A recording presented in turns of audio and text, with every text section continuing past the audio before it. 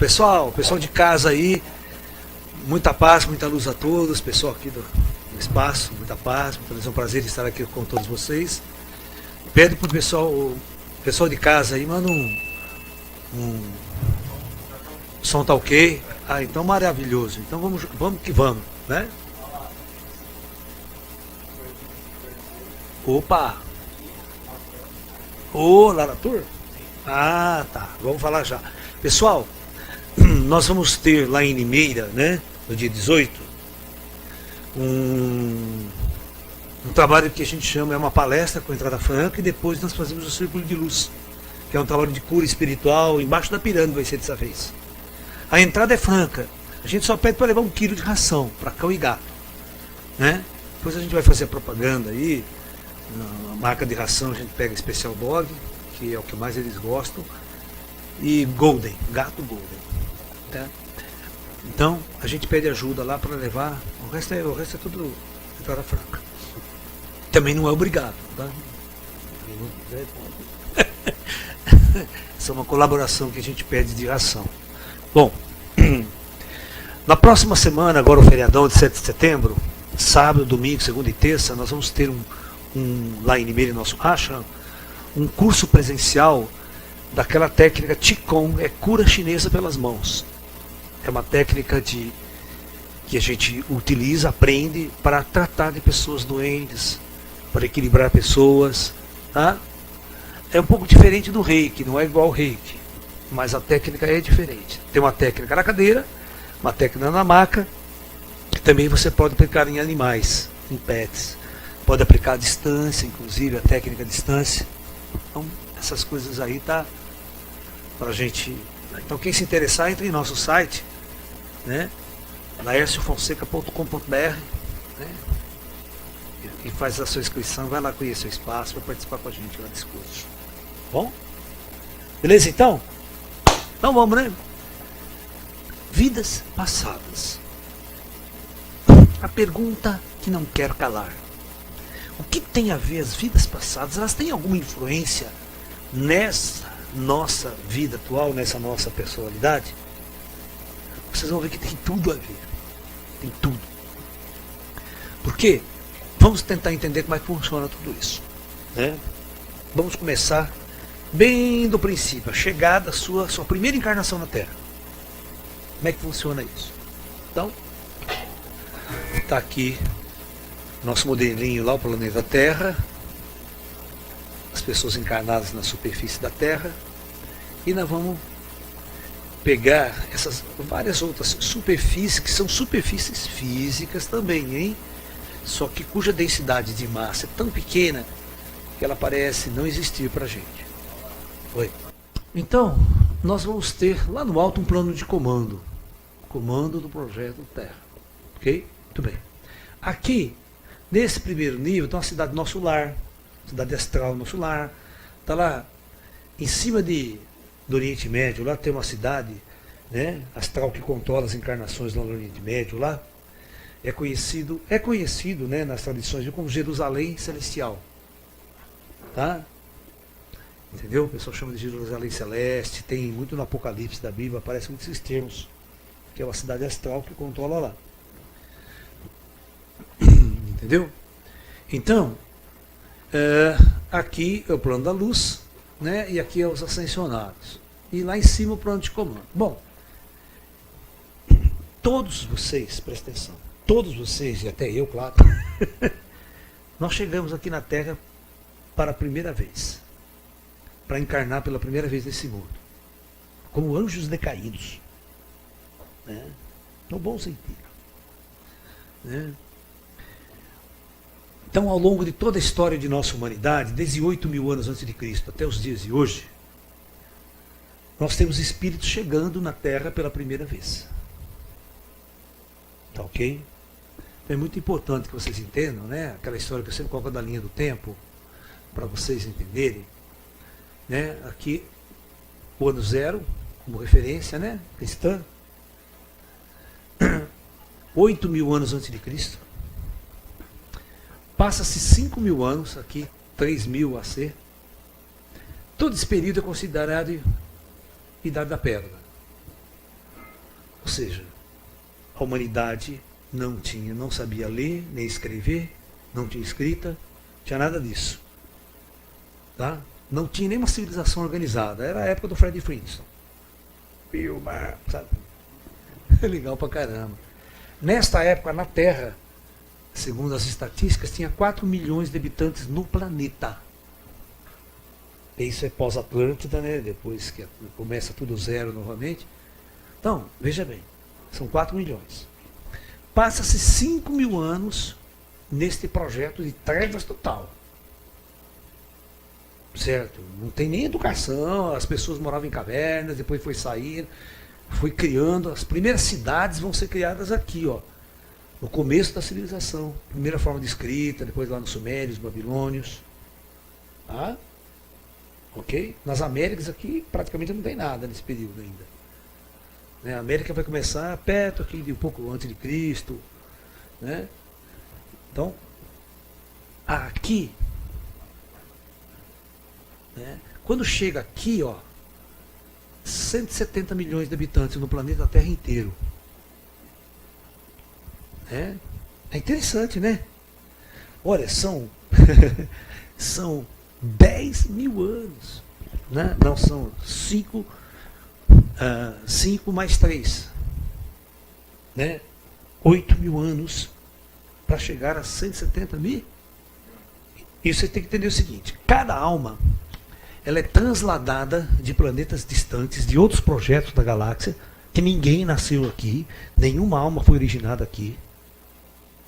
Nem o corpo que a gente está usando foi originado aqui, tá? Ele foi projetado por inteligências avançadas e instalados aqui na Terra para a gente começar a utilizá-lo.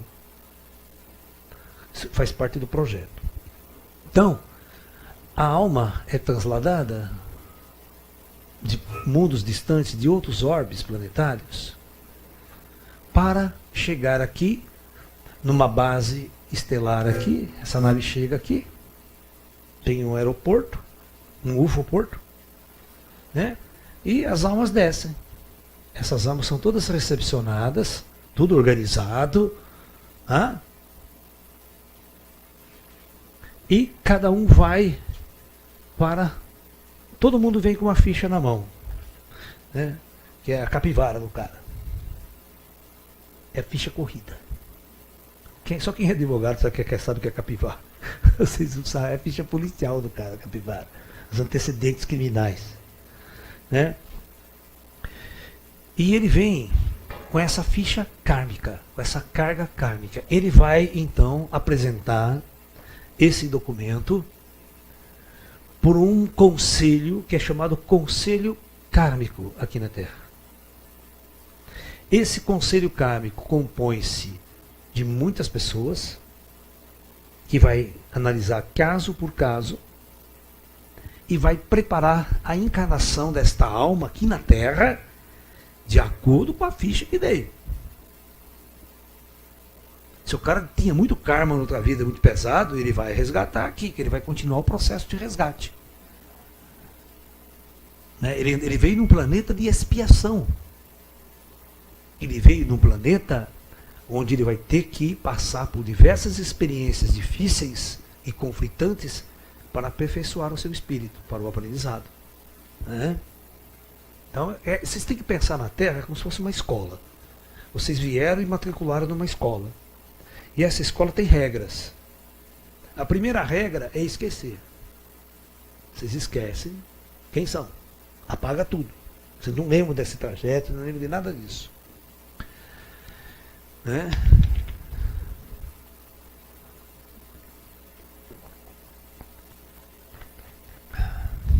Iluminação para os orientais é lembrar de tudo isso.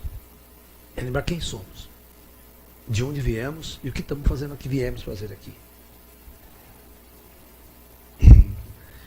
Uma outra segunda coisa importante, esse espírito que está aqui, o espírito em si, né?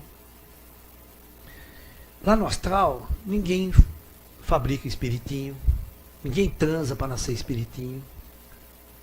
Não tem isso lá. Não tem sexo lá no astral, nesse sentido que a gente está reprodutivo aqui. Não tem. Tá? Então veja bem, quando esse espírito chega na Terra, ele vai assumir um corpo presta atenção, eu estou revelando isso novo para vocês, são novidades. Esse corpo ele foi projetado por inteligências avançadas e os caras fizeram uma sacanagem. Eles dividiram em 2 sexos. Não precisavam fazer isso. Tem outras alternativas. Tem outros projetos na galáxia que não tem 2 sexos. Tá? Aí vocês vão ver, vai ser igual na Era da Luz, não tem criança. A Era da Luz não tem reprodução sexuada. Né? Então você tem um corpo. Esse corpo, ele tem um programa original de autossubsistência. Ou seja, ele tem um programa, um software que roda nele aí, que ele tem que comer, tem que se alimentar para sobreviver. E segundo, ele tem que se autorreproduzir. Ele tem que reproduzir. A gente chama de replicante, ele tem que ser replicante, ele tem que replicar o outro igual. Que no nosso caso é correr atrás do sexo oposto para ter um filho e assim perpetuar a espécie. Né? Tem uns escritores de ficção científica, a ciência nossa pensa assim. Vamos supor, como é que a gente vai explorar outros planetas? Mas pensando na forma materialista, tá? Não na forma espiritualista. Pensando na forma da ciência materialista. Então o cara fala assim, o que a gente mandou para Marte até hoje? Aquele carrinho que está andando lá. Tudo por controle remoto. Ele é um robô. Certo? Ele é um tipo de um robô, só não é igual ao ser humano, que tem rodinha, igual um carro, vai lá, está explorando, tira fotografia, a gente manda ele, tá? Mas nós estamos desenvolvendo uma coisa, já na nossa técnica, chama-se inteligência artificial. A inteligência artificial é este objeto, ele tomar decisões, ele fazer coisas, não precisa consultar a gente aqui. Né? E o legal seria, se eu mandasse um robô, e ele conseguisse, a partir do material que ele acha no planeta, fazer outro igual. A gente chama replicante, ele se replicar. Vocês estão me entendendo ou não?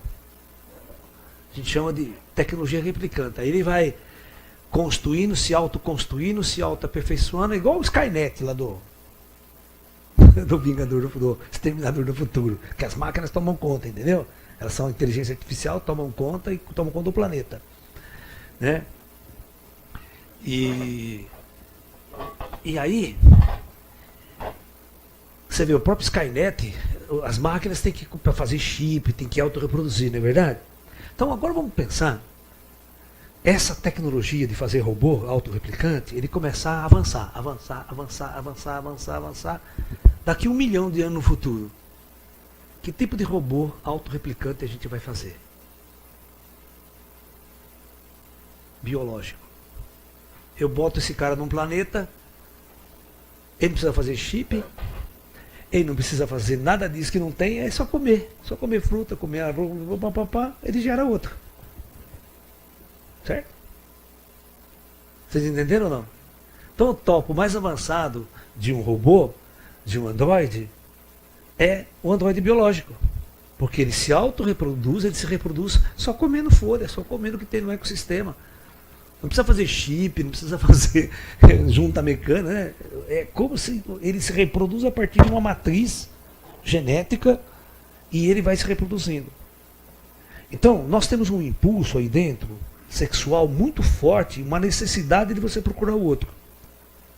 E esse programa, ele faz o seguinte, ele impulsiona você a procurar sempre a mais bonita. E a mulher sempre procurar o mais bonito. Por quê? Porque isso faz com que a próxima geração seja de gente mais bonita e mais perfeita. Vocês estão entendendo o que eu quero dizer? Ninguém se apaixona por mulher feia que dói. Né? Porque isso faz parte de um programa que tem dentro da nossa mente. Você está entendendo? Ninguém vai em salão do automóvel, né? Tá naquele puta BMW, último tipo, e tem a mulher feia na BMW lá sentada para vender, de biquíni ainda. Ninguém compra. Porque o nosso planeta, as pessoas vendem o estímulo sexual, vendem a sexualidade junto. O cara fala, pô, se eu comprar esse carro, eu vou ganhar uma mulher, a mulher vem junto. Né? Vou pegar as mulheres, aquela coisa toda, entendeu? Então, presta bem atenção. Quando o espírito ele não tem nada a ver com essa sexualidade aqui, ó, com essa reprodução, com esse estímulo forte de reprodução e de se alimentar, porque o espírito não come lá em cima. Então, a hora que ele vai entrar nesse corpo, já está no projeto esse conflito. Porque relacionar é um maior conflito. Todas as guerras do mundo é por causa desse conflito sexual. Freud explica. Né? Quem é terapeuta sabe o que eu estou falando. Né? Tudo começa no ego, na formação do ego, tudo isso aí, tudo, né? Você está entendendo? Esse impulso desse robô, desse androide, inclusive que quando os caras colocaram os primeiros aqui, não tinha alma. Eles não tinham alma, eles viviam é uma inteligência artificial se auto-reproduzindo. Como a parte dos animais, se você for pegar muitos animais na Terra, a nível de inseto, eles não têm uma alma. Eles são inteligências artificiais como se fossem experiências avançadas dos extraterrestres ou do plano superior para construir esses robôs autorreplicantes que você pode usar para alguma coisa lá na frente. Nós somos um banco genético aqui na Terra muito sofisticado. Né? Você vê, quem que inventou esse maldito pernilongo, né? E tudo isso é projetado lá em cima. Cada ser, cada animal, cada inseto é projetado pelas inteligências lá em cima. E eles vão criando um ecossistema, né? Eles vão criando um ecossistema. O cara faz o tigre come aquele outro, não é no sentido pedagógico da coisa, ele está comendo só a proteína. Porque vocês precisam começar a pensar de uma forma, eu sei que vocês vão ficar muito chateados comigo. A pergunta que eu vou fazer para vocês é a seguinte, né? Quando vocês vão nesses joguinhos de videogame, é gostoso ficar matando inimigo ET, né? Certo? Imagina a guerra do futuro quando você vê drone que vem. Você não tem piloto, não tem vida lá. Você vai querer derrubar o drone, né? Tira no drone, aquela puta briga contra o drone. Eu pergunto, você tem sentimento quando você mata um drone? Você não está entendendo o que eu estou falando? É diferente de matar um ser humano ou de matar um animal, certo? E se eu revelasse para vocês lá na frente que muitos animais são apenas androides? Eles não têm alma. São projetos avançados de robôs de tecnologia superior. Né? Quem assistiu Blade Runner 2049? Aquele androide tem até sentimento, emoção, né? Ele tem que ter aquela companheira holográfica para fazer companhia para ele. Ele tem memória até de infância, achando que nasceu, tudo, e é tudo uma programação. Ele foi feito no laboratório. É um androide de alto nível, é um androide biológico. Né? Eu não estou afirmando que é isso. Tá? Mas eu estou colocando para vocês pensarem. Né? Será que, na verdade, quando eles criam essas experiências, eles não estão criando uma espécie de ser autorreplicante apenas para servir de comida para o outro animal mais superior, predador?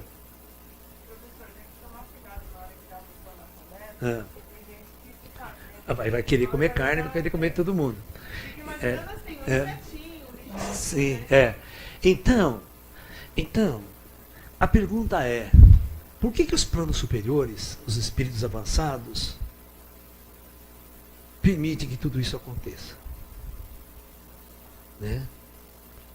Então, por isso que tem coisas que eu não posso revelar. Que dá zebra. O mundo não está preparado para essas coisas ainda. Né? Mas vamos pensar no Blade Runner. Né? Ele é um androide, ele não tem alma. É uma máquina. Só que é uma máquina tão avançada que você olha para ele e você não vai saber se é um androide, se é uma máquina. Muito bem, então, existe um software ali. Então vamos pegar o Android ali, ele vive, agora vamos pegar uma alma e vamos conectar nesse Android. Só que tem o seguinte, vocês vão perceber uma coisa muito interessante. Vocês, o todo terráqueo, ele é 100% dominado pelos impulsos do Android. Essa alma que entra, ela parece que ela só fica que nem bobo ali, sabe? Seguindo os instintos primitivos do Android. Quase que 100%.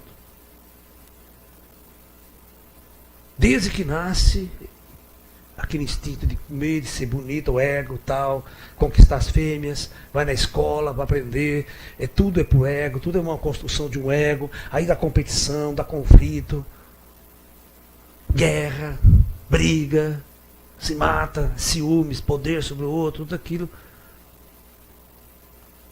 Quanto que a alma mesmo influencia nesse processo? E ela não é levada para essa energia que a gente chama de Kundalini, que é uma energia tão poderosa que ela influencia a personalidade, ela influencia o nosso comportamento, influencia as nossas decisões e constrói o nosso destino pela Terra. E quando você morre, volta para o astral e você se liberta deste corpo. Esses estímulos não vão existir mais lá. Porque lá você não vai ter filho. O espírito não fica grávido. O que vai te impulsionar do outro lado? Então, nós trazemos uma carga emocional de toda essa experiência de vidas passadas. Uma carga emocional. Se eu lutei numa guerra, sofri pra caramba, sabe, só sofrimento, só angústia, depois eu morro, volto pro astral, levo aquela carga emocional toda comigo. O espírito está carregado daquela carga emocional. Sabe? Aí quando ele reencarnar de novo, ele pode não se lembrar, mas ele vem com a carga emocional. Ele vem com muita coisa de outras vidas. Eu tenho umas boas fofocas para contar para vocês, de gente famosa, que não tem livro nenhum. Né? Uma fofoca é do Mozart. Né? Vocês conhecem o Mozart, né? Aquele fanfarrão. Ele era um fanfarrão mesmo.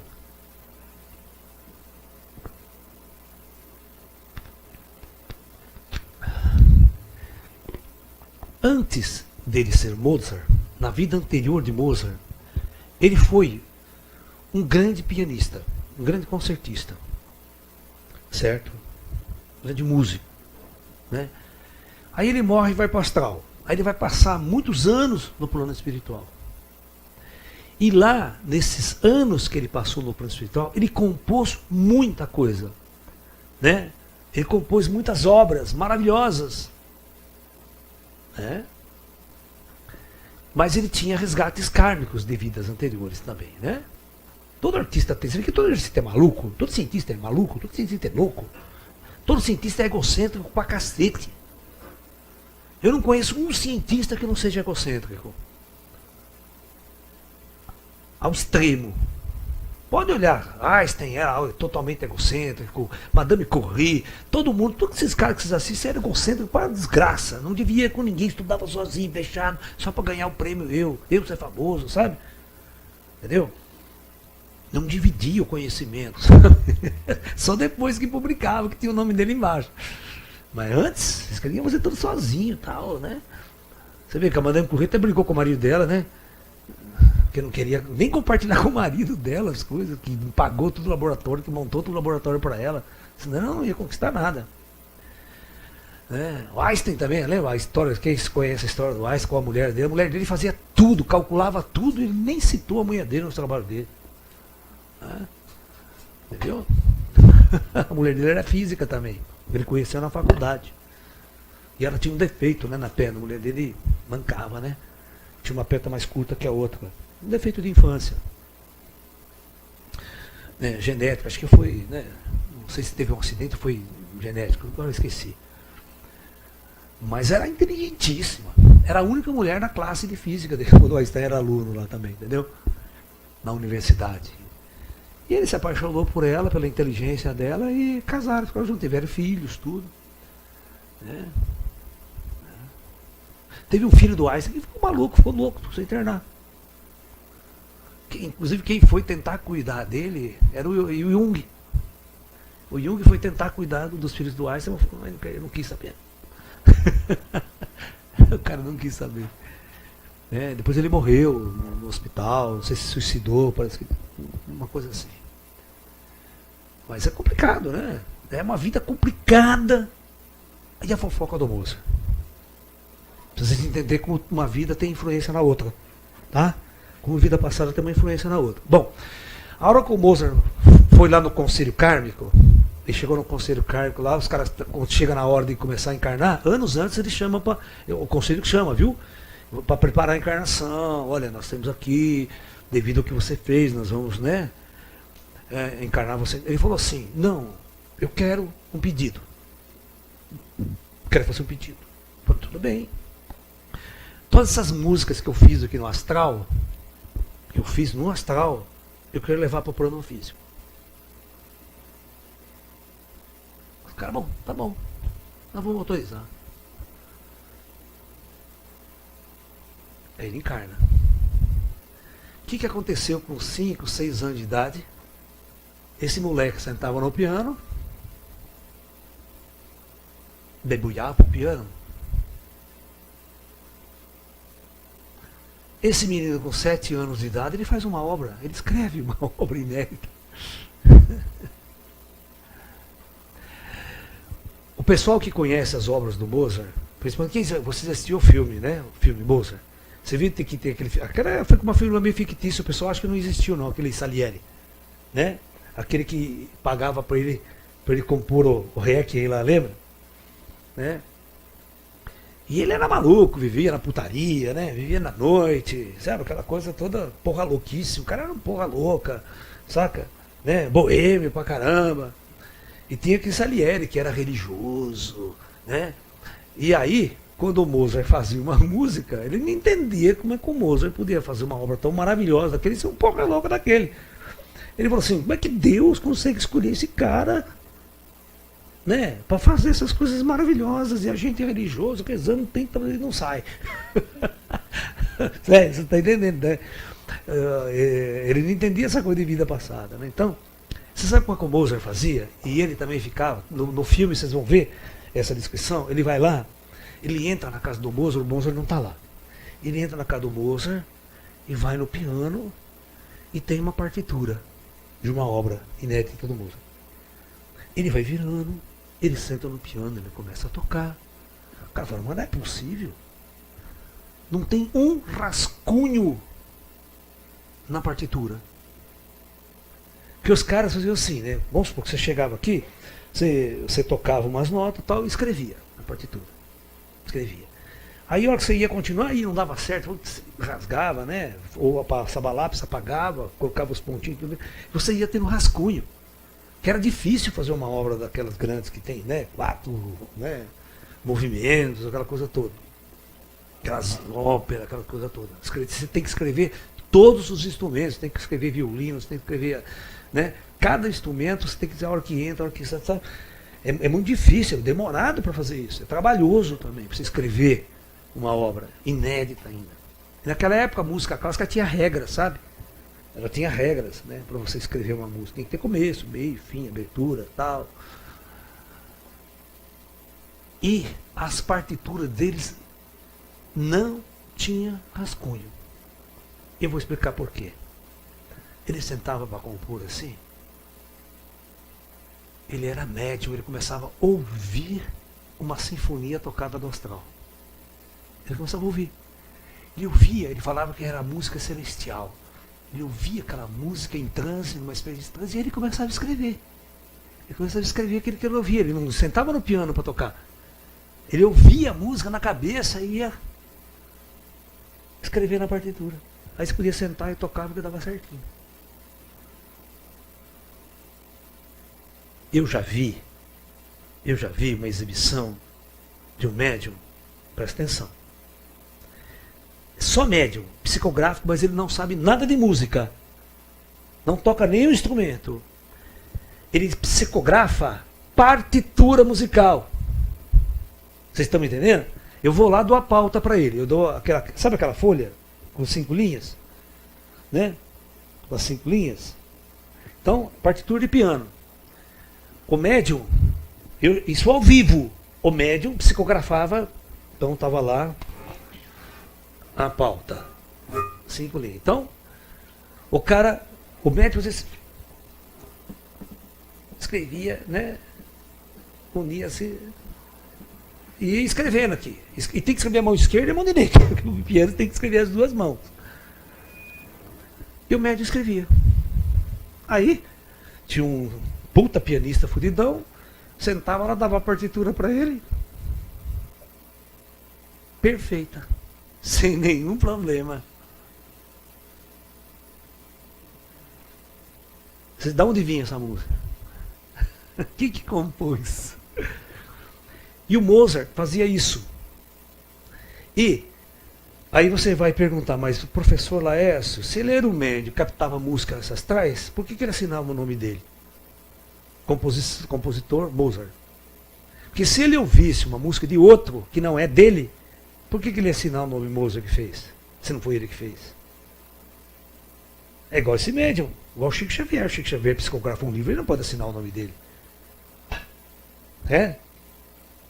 Vocês estão entendendo o que eu estou falando, né? Porque não é obra dele, não foi ele que fez, foi um espírito que fez. Ele só foi o plotter do computador. Só foi impressora só. Você está entendendo? Ele não é o autor da obra. Né? Então, o Mozart, no caso, foi autorizado porque era a música dele mesmo. Essa é a fofoca. Os caras sentavam lá, tocavam a música do Mozart, que ele tinha composto. Estava tudo gravado lá em pendrive. Né? Pendrive astral, estava tudo pronto, a orquestra inteira, tocava, gravou, né? Salvou. Né? E aí passava para o Mozart ouvir. O Mozart ouvia aquela música linda, maravilhosa. Na nuvem. Aí ele ia escrever na partida. E duro que ele tinha que mandar voltar a fita, né? E pensa quantas vezes ele tinha que voltar a fita, porque ele tinha que botar a linha de todos os instrumentos. Você escreve, por exemplo, você vai fazer uma obra, uma orquestra. Você vai escrever para uma orquestra. Naquela época você tinha que escrever tudo. Não era só fazer uma musiquinha no piano e acabou. Não. Você tinha que falar a hora que o piano vai entrar, a hora que as cordas vão entrar, a hora que o cello vai entrar, a hora que a percussão vai bater. Tudo isso aí tem que ter em harmonia. Você tem que escrever para cada músico, dentro da melodia, a hora que ele vai entrar, tocar cada instrumento. E o que ele tem que fazer. Que nota que ele tem que tocar. Todos esses músicos de orquestra só tocam olhando a partitura. Ele segue ali. Então essa é uma fofoca de como uma vida anterior de uma pessoa influenciou totalmente a vida de uma outra pessoa, né? E aí ninguém conseguia entender que ele era um maluco, ele era um louco, né? Ele só veio na babalada, você morreu de tuberculose, né? Você está entendendo? Então todos nós, todos vocês, eu, tenho influências muito fortes de vidas passadas. Eu tenho coisas em minha vida que é muito fácil para mim. Muito fácil. Muito fácil. Né? Que sai, acontece sem eu pensar. Tá como se tivesse gravado, sabe? Lá dentro da... Foi aquilo que eu treinei, eu fiz vidas passadas. Né? E essa vida, né, tem algumas coisas voltadas a isso. Tá? Todos vocês, às vezes, vocês se identificam com certa cultura passada. Você fala, então eu gosto da Índia, tenho uma puta afinidade com a Índia, tenho afinidade com certas coisas assim. Já viveu lá, pode ter certeza. Já viveu lá. O meu irmão, nós dois sabemos onde ele está enterrado na Rússia, na vida passada. Então onde está o túmulo?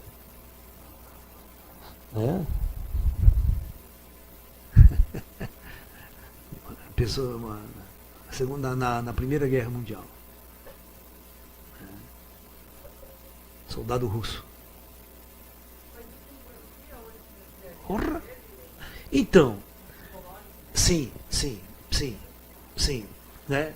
Quando você encarna, é claro que você vai ter influências daqui, né? Mas nós trazemos uma carga de vidas anteriores. E às vezes, aquilo que você construiu lá atrás influencia demais. Vamos supor que eu fui padre numa outra vida. Padre, religioso. Quando eu encarno nessa, essa minha noção religiosa, essa minha busca, ela está em mim. Eu continuo aqui com essa minha busca, com essa pergunta, com essa coisa, com essa religiosidade. Eu entro numa igreja que me influencia pra caramba, sabe? Entendeu? Veio os insights. Você não tem certeza, você fica naquela. Por exemplo, eu sei aonde eu fui enterrado. Tá? Eu já visitei meu túmulo, beleza. Né?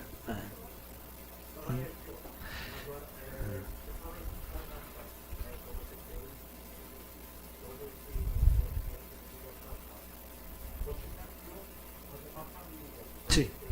É. Sim, família de sangue. As teias atáveis, né? Então, veja bem. Você assistiu aquele filme Tem o Nosso Lar, que é o primeiro livro do André Luiz, né? E depois, o André Luiz, ele psicografa um segundo livro através do Chico, chamado de A Vida Continua. Tem um filme, fizeram um filme, só que não é com a qualidade do Nosso Lar. Eles fizeram mais para contar a história, certo? Aí vocês vão ver que são teias atáveis. Como é que os conflitos aqui, né? Então, ele conta uma história muito engraçada, né? O filme começa assim como duas pessoas que não se conhecem, né? Uma mulher e um senhor já mais de idade, mais velho do que ela, se encontram numa clínica de oncologia. Ambos com câncer. Os dois com câncer. Se conhecem ali numa clínica e ambos iam passar por uma cirurgia muito delicada. Certo? Para remover tumor, essa coisa toda. Alright? E eles se conhecem na clínica, batem aquele papo, ninguém sabe quem é. Tem a ver com outros, vocês vão entender por que vão ter teias atáveis, as coisas vão acontecer. Os dois vão para a cirurgia e os dois morrem na mesa de cirurgia. Só que eles acordam do outro lado. Todo um teatro feito, ela acorda no hospital, né? Inclusive essa atriz, ela é a Amanda do Trem da Alegria. Lembra aqueles menininhos? Tinha a Patrícia Marques e a Nanda. Amanda. E a Amanda é a atriz desse filme. Né? Então ela acorda no hospital lá. Nossa, doutor, né? Estou me sentindo tão bem, né? Os médicos vêm entender, né? Né? Como que foi a cirurgia, né? Não, a cirurgia foi um sucesso. O sucesso foi tão grande, só que não é de cara que ela fala, sabe? Né? Não, mas cadê aquele doutor, aquele médico que me operou, né? Que quem estava atendendo era uma outra equipe, ela. Ele falou assim, não, aquela equipe já, né? Agora você foi passada para uma outra equipe, né? Você está no outro, você foi transferida do hospital e agora você está aqui nesse hospital para recuperação. É muito legal isso, né? Porque passa um tempo, depois que o nego tá bom pra caralho, vai receber alta e descobrir que morreu. É muito legal, né? Não, e o filme é tão legal, que eles saem e é um jardim muito grande essa clínica, sabe? Lá fora, bastante gente cuidando de enfermeiros, cuidando das pessoas, sabe? E eles ficam dizendo que não recebem visita de parente. E aí que ele encontra aquele senhor, sabe? Que tinha morrido também, entendeu? Falando, mas você está aqui, você está bem, como que foi sua cirurgia? Foi ótimo. Não, foi ótima a cirurgia também. E os dois ficam conversando. E começa a passar um tempo, eles começam a ficar meio desconfiados, porque não vem parente, não vem ninguém ver eles. Aí, um cutuca o outro, olha, eu fiquei sabendo, aquela mulher, aquela senhora ali, ela falou para mim uma coisa, que todos nós estamos mortos. É. Aí ela falou, mas como estamos mortos, nós estamos vivos aqui e tal. Aí os caras vão fuçar para conversar com ela. E aí? E aí a outra, uma mulher que já está há muito tempo ali, desconfia, fala, ó, não vem ninguém visitar nós, não deixa nós sair daqui. Nós estamos bem. Por que não deixa nós sair daqui? Tem alguma coisa errada aí. E tem um doutor lá, o chefe daquele hospital, daquela clínica, né? E quem faz esse chefe é no filme, que vocês podem baixar na internet e assistir, tá de graça, é o Lima Duarte, que faz o papel. O ator, né? Um dos melhores do Brasil. Mas não tem recurso de... O Astral é um prédio da USP que eles fizeram, certo? Não tem uma cidade sofisticada, como é que é lá, entendeu? Porque tem que ser muito igual esse lugar para a pessoa não notar que morreu, né? Certo? Aí ele reúne essas pessoas que estavam falando, eu preciso, infelizmente, eu preciso revelar que vocês morreram. Nem para os caras aceitar que morreram, né? É um tamanho desgraçado. Aí os caras vão descobrir por que esses dois se encontraram. Quem eram esses dois amigos lá que encontraram na clínica? Onde está as teias atáveis? Né? Aí ela vai descobrir o seguinte, que ela casou com um cara lá na Terra, né, com um advogado, que sem ela saber, ela amava muito, ela era noiva de um cara, e amava o cara, só que esse cara era meio drogado, fumava maconha, cheirava uma cocaína, sabe? Era meio do rock and roll, sabe aquela coisa? E esse cara, e essa mulher era rica, ela era muito rica, a família dela era muito rica. E esse advogado foi lá e matou, assassinou esse noivo dela para ficar com ela e para ficar com o dinheiro dela. E ela não sabia disso. Ela só foi descobrir isso depois da morte. Quando ela foi visitar o noivo dela que morreu, que estava no outro departamento lá. O cara com puta ódio, puta raiva, que filha da puta que me matou, o seu marido é um filho da puta. Você imagine o ódio. Aí eu pergunto, como é que elas vão resolver isso aí na próxima encarnação? Aí o conselho kármico que tem que reunir, fala, o que nós vamos fazer com esse cara que assassinou aquele, esse aqui que viveu com aquele agora, sabe? Puta rolo. Aí, olha só, esse cara que estava ali, esse cara que ele conheceu naquele dia, os dois que estavam, eles começaram a se gostar, sabe? Se gostar. E lá no astral, o noivo também queria ficar com ela, mas ela já tinha mudado a cabeça, já fazia tempo, né? Ele ficou puto porque ele estava ficando com o velho, esse velho aí e tal, saca, né? Eu já passei por isso também. Tô velho, né? Tudo bem. Vocês já têm essa Tales, como é que a vida passada tem influência numa vida. Esse filme mostra muito claro isso. Aí, quando essa moça, né? Ela estava lá na sala, que é a Amanda, do Trem da Alegria, estava com o cara, caminho com o cara. O marido dela, lá, aquele que matou o noivo dela, tinha um amante. Enganava, era o tempo, tinha um amante, né? E sabe quem que era essa amante? A filha desse cara, desse velho que estava. Elas vão ver as teias, começam a se juntar. Era a filha do cara. Né? Parece novela. Não. A maior parte dos livros espíritas, você pode pegar os livros espíritas do Chico, parece um romance, cara. Só que é um romance que envolve duas dimensões. Entendeu? Aí vocês vão ver o seguinte. Pega toda essa encrenca, toda essa coisa que deu, esses ódios. Quando o cara descobre que a filha dele era amante do marido dela, puta rolo que dá, sabe? E lá no astral você vai descobrir tudo, né? Lá no astral a verdade não é escondida. Todo mundo vai saber. E aí, como é que encarna esse cara que está morrendo de ódio daquele cara lá, só esperando o cara morrer? E os caras não deixam ele lá embaixo, senão ele vira encosto. Né? E o dia que esse cara, né, esse cara que está ali, ele tentou matar também o amante da mulher dele. Outro rolo. E ele errou o tiro e não foi ele que matou. Ele viveu a vida inteira achando que ele tinha matado o cara, mas não foi ele que matou o cara. É um puta confusão, você não está entendendo? Então todas as nossas ações aqui, elas sobem para o plano espiritual. Vamos supor que eu matei você, por ciúmes que você era amante da minha mulher. Você vai lá para o astral. Aí quando eu morrer, você está lá me esperando. E a briga e a discussão, para que nós vamos resolver isso? O ódio está implantado.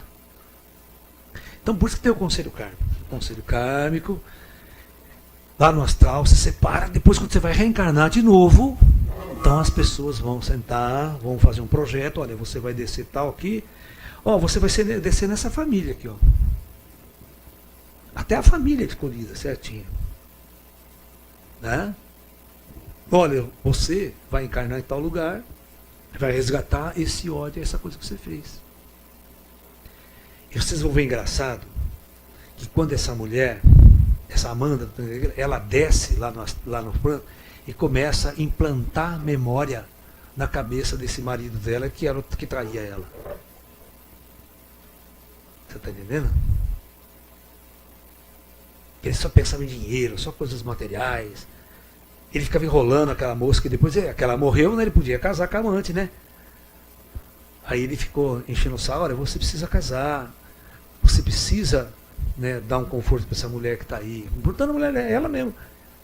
E aí ele casa e a mulher fica grávida. Quem que vai ser esse filho que vai descer lá?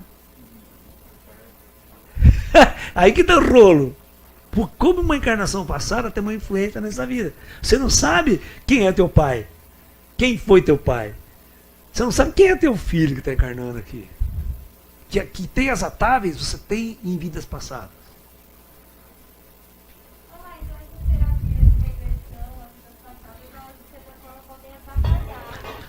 Se o problema das terapias de vida passada é se você realmente está atingindo o certo. Pode ser uma fantasia. Será que você está conectando realmente e essa informação que está vindo é realmente da vida passada? Né? Ou não?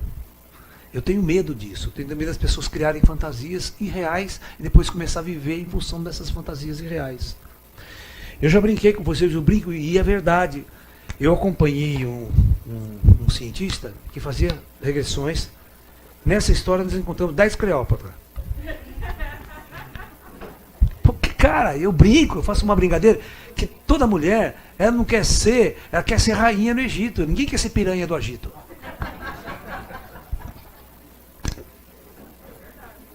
Aí vem uma coisa do ego junto, sabe?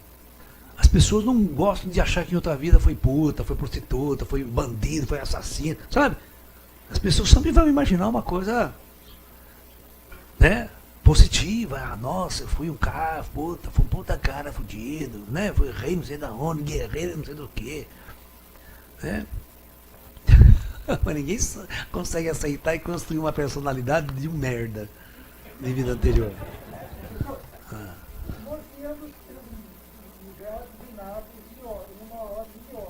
Sim. Às vezes, lá atrás tinha, hoje misturou tudo. Tem? Fica. Sim. Não, não sempre. Nem sempre. O universo é uma coisa muito grande.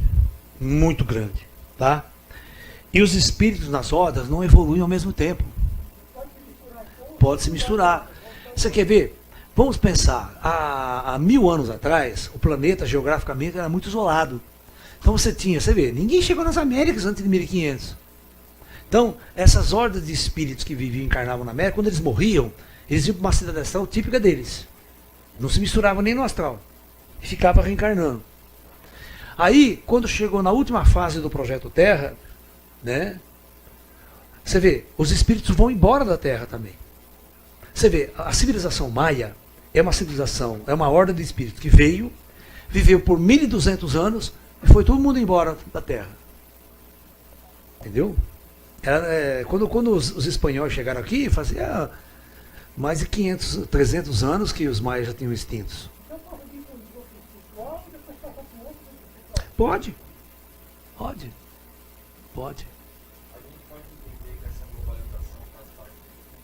Isso, globalização é o fim do projeto. Porque daí dá uma zebra, né? Aí vem o espírito da horda japonesa, né? Aí já tem um relacionamento com o negão da África. Cruza. Que vai descer ali? Vocês estão me entendendo? Com todo o respeito, né? Mas são duas culturas que se misturaram etnicamente. Que espírito vai descer? O espírito japonês ou o espírito africano? Tanto faz, porque agora é uma mistura, uma salada geral, né? Porque eu quero que vocês entendam que essa coisa de racismo, de raça, é o corpo biológico, tá? A alma. Mas a alma é diferente também, ela vem de várias estruturas diferentes, elas têm, às vezes, graus evolutivos diferentes. Por isso que, às vezes, você tem uma raça que é inteligente e oprime o menos inteligente. Entendeu? Desse jogo de regra, você vê quanto que os escravos africanos foram oprimidos aqui por nós. Né? Por que eles foram oprimidos? Né?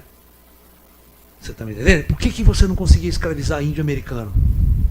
Você não conseguia, ninguém escravizava índio americano. Por quê? O índio americano é igual aquele cara, eu prefiro morrer, mas escravizar nunca você vai me escravizar. Eu morro lutando. Né? É outra índole. É outra índole. O Osho tem uma frase que diz o seguinte, né? Não existem escravos, só existem pessoas que se deixam escravizar. né? O índio americano, na índole que ele tinha, na honra que ele tinha, você vai me escravizar? Mas nem a pau, prefiro morrer do que ficar escravo teu pro resto da vida. Né? E o branco tinha que trabalhar, né? Tinha que plantar, tinha que fazer tudo aquilo. O que a gente fez aqui no Brasil, né? Na época da escravatura, não só no Brasil, nas colônias inglesas, tudo que tinha escravo. Fazer o serviço sujo, né?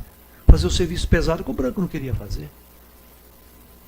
Certo? Trabalhar na lavoura, plantar café, carpir, tudo aquilo. O branco só ficava lá fazendo as contas lá na venda dos produtos, né? Pois não, bem. Teve uma vez que a gente teve uma aula de defesa pessoal, né? Que até te contei que uma vez eu passei por uma situação, um assalto roubarem um carro e quererem me colocar dentro. Sei. E eu corri com tudo na avenida. E eu preferia morrer do que ser levada. Eu não sabia o que ia fazer comigo, mas eu nunca imaginei depois também. Então, provavelmente, eu devo ter tido uma vida. Algum instinto seu. Totalmente instinto que eu nem conhecia. Então, se nós conhecêssemos nossas vidas passadas, o que fomos lá atrás, vocês vão ter certeza de que a nossa personalidade hoje aqui teve muita influência daquilo que nós fomos. Né? Você vê, tem pessoas, por exemplo, eu sou professor, eu dei aula de física e matemática durante muito tempo. Muito tempo. Você chega numa classe de 50 alunos, 5 presta. O resto enche linguiça. Vocês sabem disso, não é verdade? Tem 5 que aquele aluno se explica, não precisa explicar 2 vezes, né? Aprende rápido, faz a conta direitinho. Aquele outro demora pra cacete, vai tirar 2 na prova, 3, você se mata de explicar, o cara não entende. É ou não é verdade? Tem sempre aquele japonês, filho da puta, na nossa classe, né? né, Celção?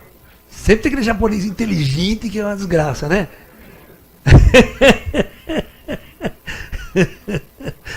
Né? Que os japoneses são inteligentes pra caramba. Oi. Pode perguntar, Pedrão. Pergunta aí, Pedrão. O Pedro perguntando, boa noite. Um acidente automobilístico, por exemplo, na rodovia, em que o motorista não vem a óbito, mas adquire sequelas para a vida inteira. Então, essas sequelas são karmas da vida passada, a qual o motorista está colhendo na vida atual? Tá, deixa eu fazer a pergunta aqui para todos aqui. O seguinte, o pessoal lá também ouvir, né? Vamos supor que eu estou dirigindo um carro, né? Estou com 20 anos, 30 anos, estou dirigindo um carro, e meu carro capota, sofre um acidente e fico com sequelas profundas desse acidente. Posso ficar paraplégico, tetraplégico. Né? É o super-homem nosso, né, que caiu do cavalo, feriu até ficou tetraplégico.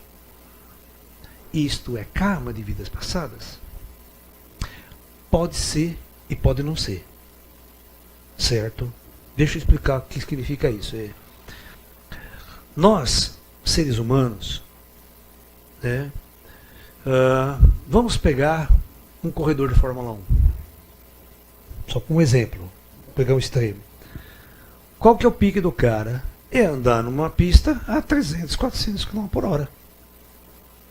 Aí esse cara capota o carro, arrebenta o carro em 1000 pedaços e ele fica lá todo fodido.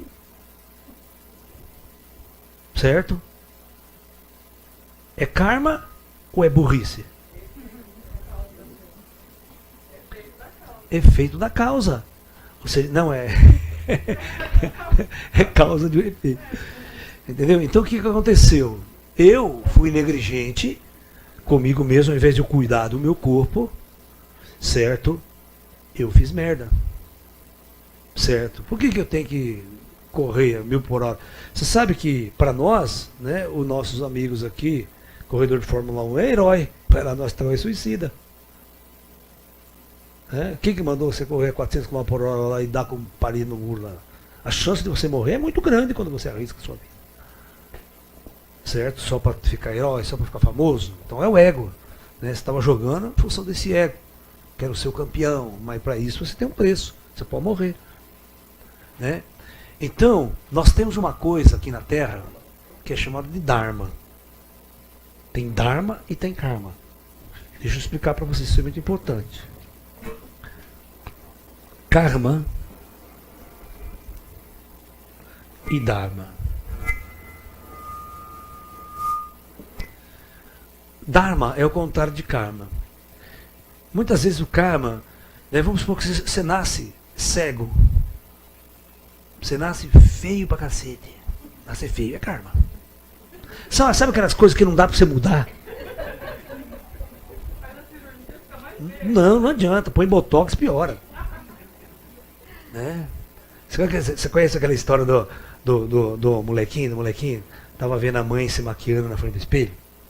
Dá até dó. Né? O molequinho não entendeu muito bem aqui. Ele falou: mamãe, por que você passa essas coisas na cara?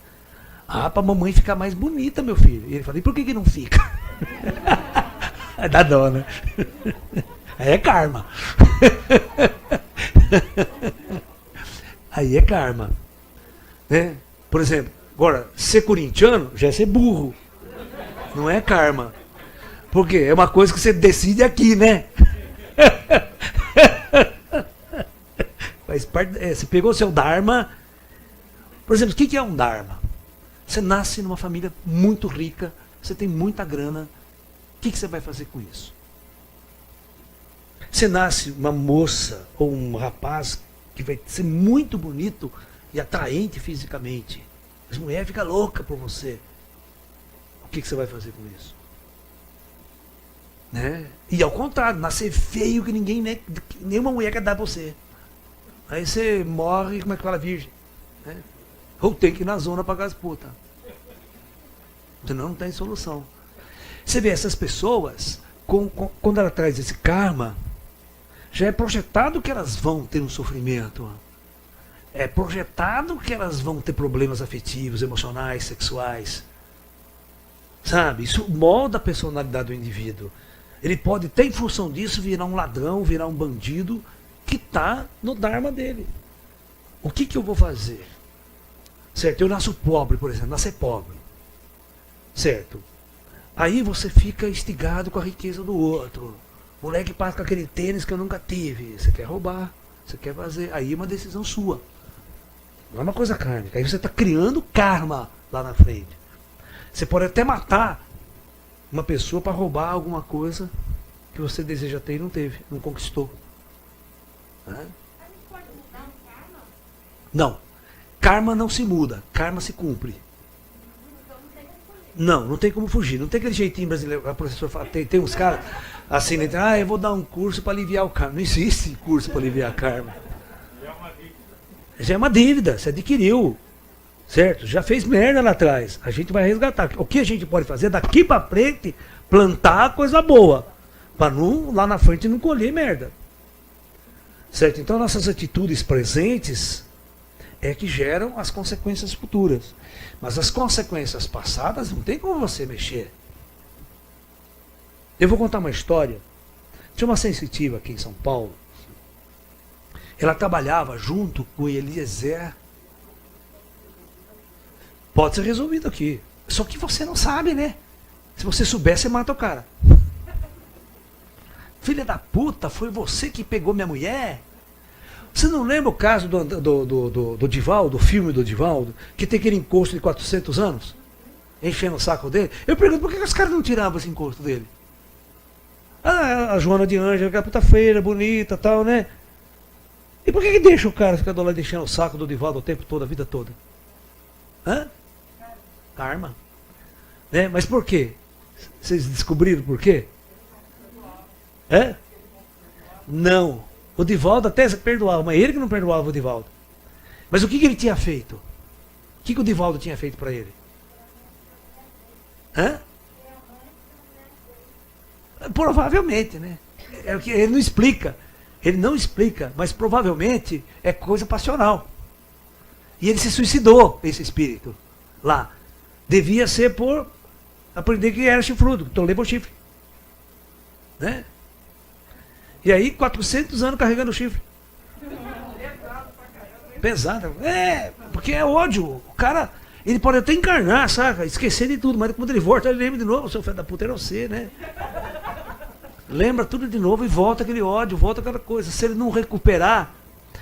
E você viu como é que os caras fizeram do astral para romper esse elo desse ódio desse cara? Com o Divaldo? Quando o Divaldo adota a filha dele. A mãe dele, quer dizer. A mãe dele que reencarnou. E encarnou, era pobre, foi abandonada na porta lá do centro espírita. E ele resgata a mãe e fala, ó, eu sei que a sua mãe está aqui, eu vou cuidar muito bem dela, fica tranquilo. O espírito começou a baixar a bola. E perdeu o ódio, né? Que ele tinha por ele.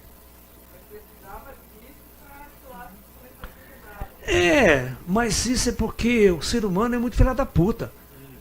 Né? O ser humano é um ser animal. O que ele já matou, fez merda no passado, cara? Se olhar aquelas guerras passadas, os ódios, no Japão, é samurai, quando você quer cortar a cabeça dos outros, cortar a cabeça era coisa de infância. Era brincadeira de infância cortar a cabeça dos outros. Ah, que legal. Arrancava a cabeça do desgraçado. A gente era muito ruim, cara. A gente acumulou muito karma nessa jornada humana. Né? Você assistiu, quem assistiu aqui aquele seriado da Netflix lá, o Marco Polo? Só tem 2, 3 que assistir. Você tem que assistir. Vocês vão ver o que eram as tropas de Kublai Khan. Os mongóis. O que os mongóis faziam? Gente boa pra caramba. Gente boa, que você tem noção.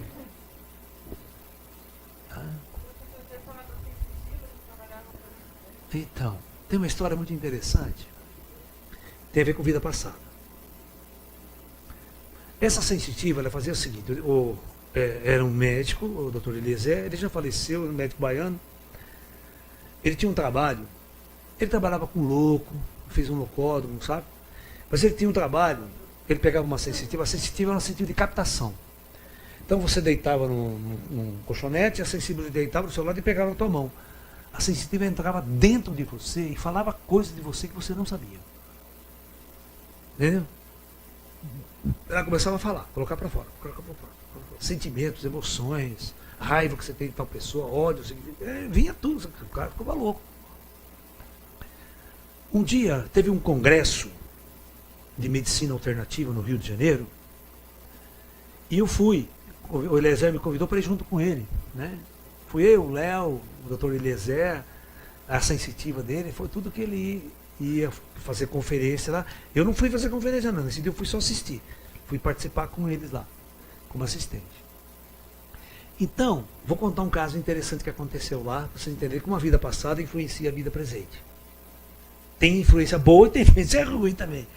Eu vou explicar o que aconteceu. Então, o Dr. Eliezer falando do trabalho dele, como que ele, né, usava uma sensitiva para trabalhar, a sensitiva estava ali e tal, e de repente tinha uma senhora lá, uma senhora boa aparência, né, rica, aparentando assim uns 50 anos de idade, uma mulher bonita, mas mal de Parkinson. Aqui, ó. Tremia a mão direita dela que não tinha nada que curasse.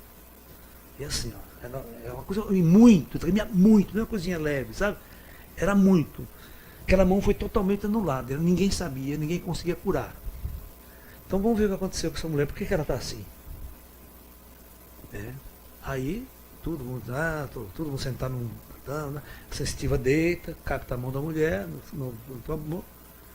Aí de repente incorpora na sensitiva um espírito. O espírito falando assim, vocês pensam que vocês vão curar essa mulher? Vocês não vão curar não. Ela está assim por minha causa.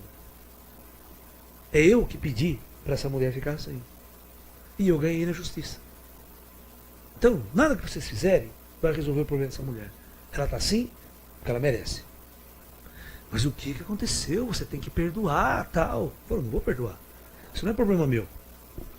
Não adianta eu perdoar. A justiça lá em cima não funciona do jeito que vocês estão pensando. Mas conta pelo menos o que aconteceu com você para ela estar assim. Bom, vida anterior. Eu vou contar quem sou eu. Esse espírito que estava lá. Essa mulher, na vida anterior, ela morava na Arábia Saudita. E essa mulher era muito rica, de uma família muito rica. E eu era o jardineiro dessa mulher. Eu trabalhava para cuidar dos jardins, das plantações de frutas que ela tinha em seu jardim. Mas só que essa mulher era muito ruim. Era muito mesquinha. E um belo dia, eu trabalhava mais de 30 anos com essa mulher. Minha família, meu pai trabalhava para ela. E um belo dia, ela saiu no jardim e sentiu falta de umas tâmaras na árvore. E ela me acusou que eu tinha roubado as tâmaras. E eu não roubei as tâmaras. Cara, que não, porque eu vivo a vida inteira, vou roubar para quê? Mas qual que é a justiça da época? O que acontecia com alguém quando era acusado de roubo na Arábia Saudita?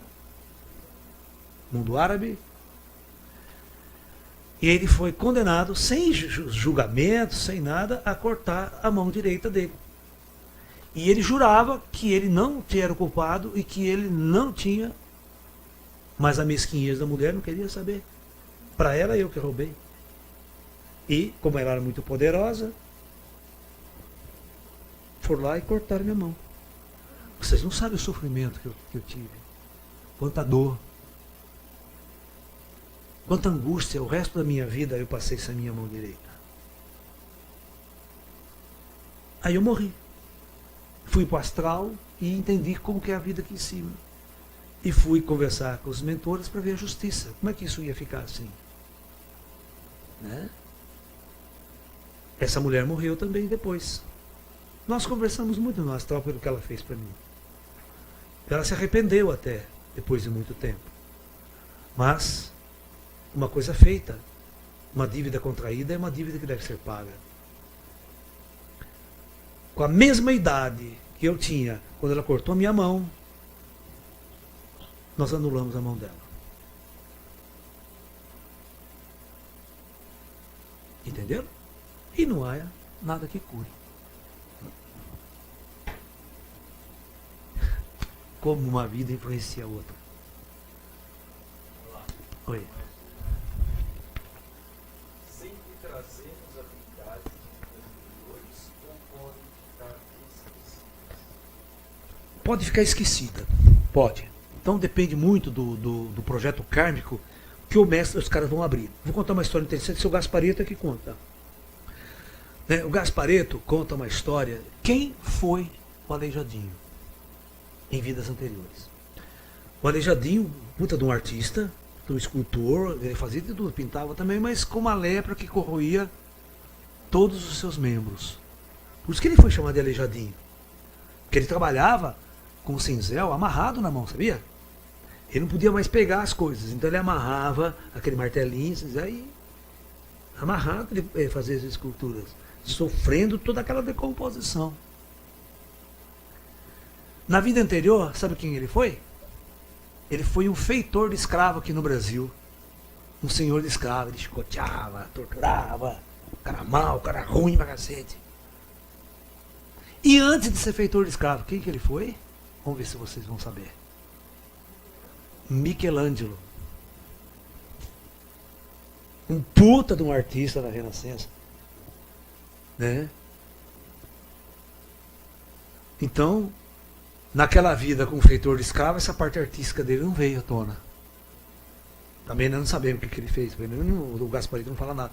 Mas como Aleijadinho, veio duas coisas. Abriram a capacidade artística dele, mas ele tinha que resgatar um karma daquilo, de todos os escravos que ele torturou, toda coisa que ele fez. Então, nada acontece por acaso. E numa época que essa doença não vai ser curada. Né?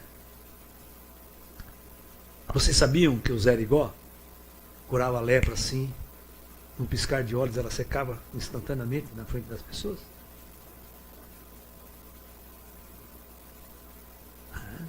Jesus, se você tocasse em Jesus, a sua lepra era curada.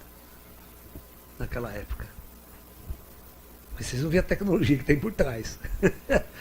Né? Vamos lá, pode perguntar. É possível ser muito ruim numa vida anterior, tipo psicopata, e na próxima pessoa conseguir se iluminar? Não. É muito difícil. Né? Ele fez a seguinte pergunta. É possível uma pessoa ser muito ruim numa vida, psicopata, e na vida seguinte se iluminar, transcender? É muito difícil. Tem muitas teias atáveis. Tá? As teias atáveis não permitem que você acenda. Os caras vão encarnar você, para começar a conversa, o projeto kármico encarna você numa condição ruim, pobre, com dificuldades, gente perseguindo você, sabe? Né, acuando você. Você não tem condição de fazer essa ascensão. Você não tem mestre, não vai ter um mestre perto de você, não vão abrir sua terceira divisão. Você vai ficar lá ralando mesmo. No caso, uma família boa, seu filho vai se tornar uma pessoa ruim por causa do karma dela. Como é que fica essa família? Ah, não fica. Por exemplo, geralmente o pessoal lá de cima, você nunca sabe o que a pessoa vai decidir fazer aqui. Ela está no livre-arbítrio. Tá? Vamos supor que eu encaro essa alma com o intuito, numa família boa, para ela seguir os exemplos dos pais, para ser uma pessoa boa também. Esse é o intuito do astral. Mas tem o livre-arbítrio aqui, né? De repente esse cara resolve virar a pá. Cada pá virada vai para outra direção. Quem que tem culpa nisso? Não são os pais. Né? Você está me entendendo? Aí é uma questão individual desse cara. Ele teve toda a oportunidade de seguir um caminho de luz, mas ele preferiu o caminho das trevas. É o livre-arbítrio que cada um de nós temos aqui. Eu desde criança, eu vim dessa dificuldade da família pobre, né, com drogas, desde criança e tudo mais. Somente aos 26 anos que eu esbarrei com o ensinamento do Xavier, Ah. eu fui conhecer o seu trabalho e é onde muda a consciência. Olha que desde o passado, o caminho sempre tinha a intuição. Certo. Não vai por aí. Não vai por aí. No caso, ele fechava. Certo. Ah, com certeza. Com certeza. Os espíritos, eles influenciam muito a gente também. No sentido, né, de eu não entrar nessa energia. Sabe? É aquela história, cara. Atrás do maço de cigarro está escrito assim, dá câncer, você fica broxa, e você fuma. Você está entendendo, cara? Isso é burrice.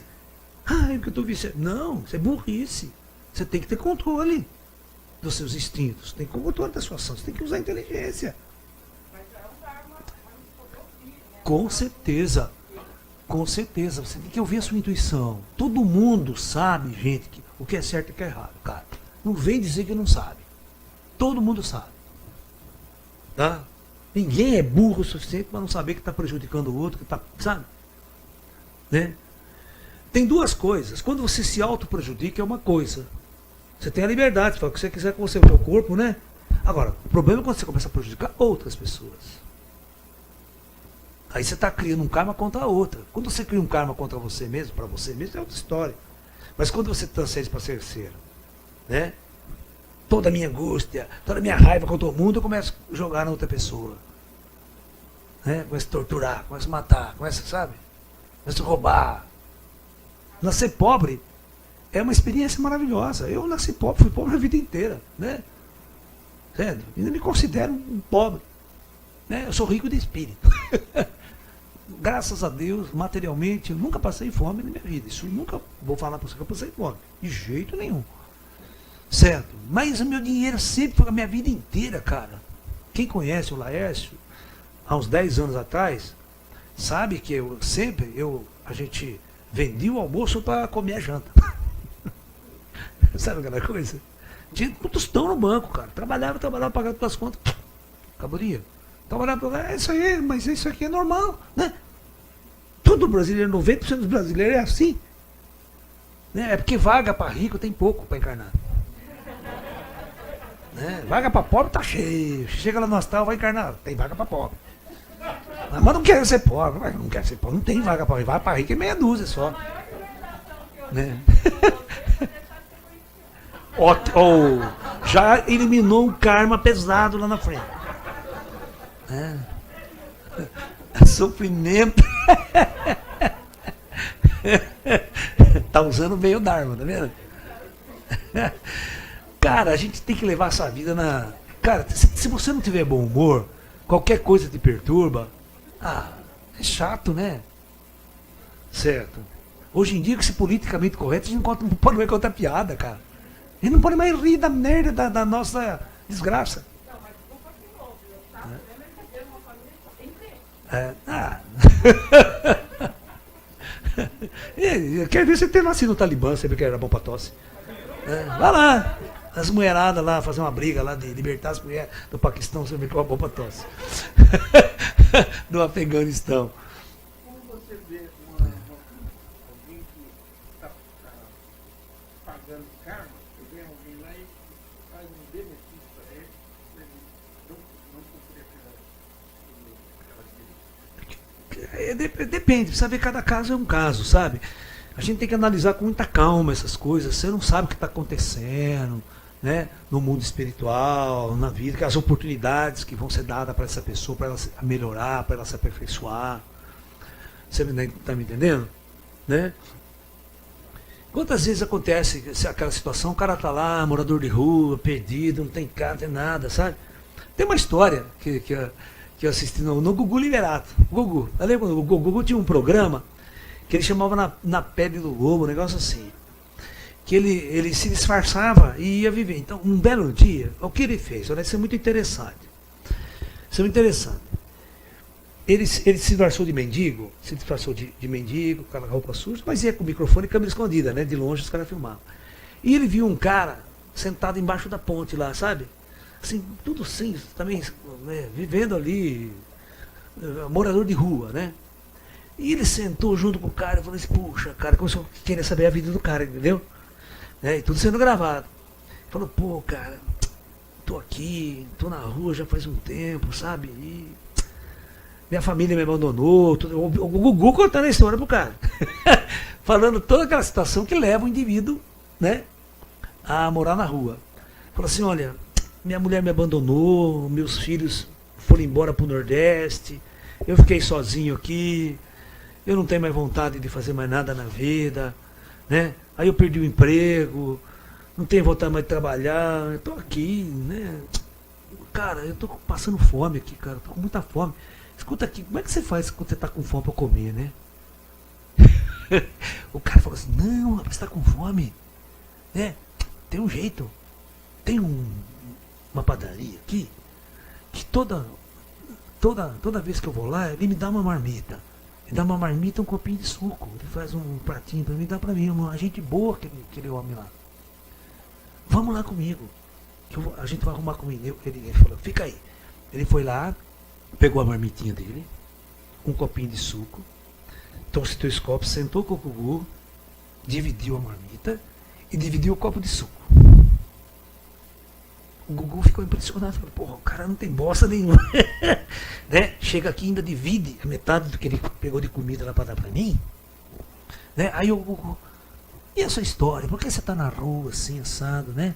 Aí ele foi contando a história. Não, o lance é o seguinte, a minha família mora lá no Nordeste. Eu vim sozinho para cá para tentar a vida, para depois trazer minha família.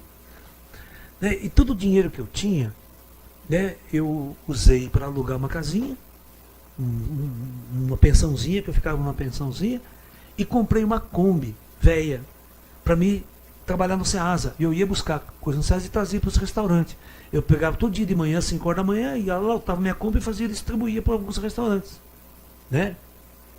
E o lucro que eu tinha, eu juntava um dinheirinho e mandava todo mês um dinheirinho para minha família lá, até a gente juntar e eu poder trazer minha família. Aí um dia roubaram minha Kombi, roubaram a Kombi do rapaz. Ele não tinha um tostão furado. Ele não tinha mais como ganhar o dinheiro do jeito que ele sabia fazer. E aí ele não tinha como pagar pensão. Não tinha como mandar dinheiro para a família. Ele entrou numa depressão tão grande, numa angústia tão grande, que ele foi morar na rua. Ele foi despejado do lugar dele, né? Vocês vão ver quando a pessoa muda o karma da outra, né? Como que isso pode acontecer, né? Que isso é uma fatalidade. Agora, o plano astral, como que o cara vai sair dessa, né? E naquela situação, o Gugu vendo tudo aquilo, mas o Gugu viu uma coisa boa. Aquele cara dividiu a comida dele comigo. Quando termina o programa, né? O que o cara faz? O Gugu dá tudo pra ele, né? Dá uma Kombi nova, dá uma casa pra ele morar, traz a família inteira pra cá. E aí?